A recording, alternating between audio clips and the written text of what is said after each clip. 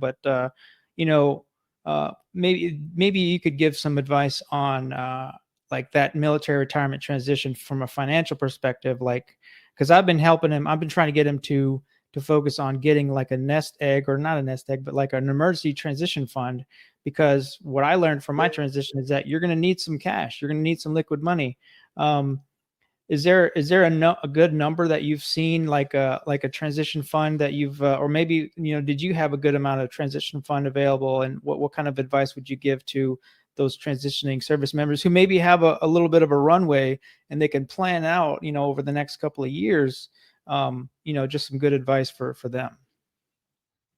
Yeah, well, I mean, I was always taught you got a backwards plan. So if you're 3 years out from a retirement, from a military retirement, he needs to be trying to look out, 10 years out.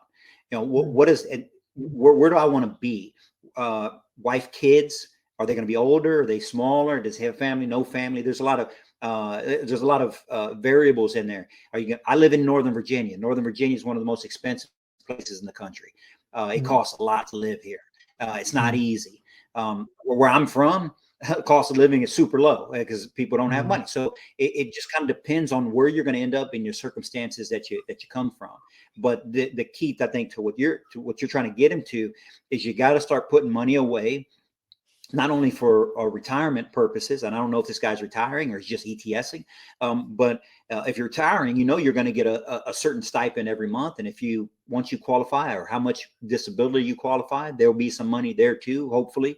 And you got to add that into the plan. But that doesn't come, like you said, for probably 45 or 60 days after you get out, because there's that gap time. So you need that cash.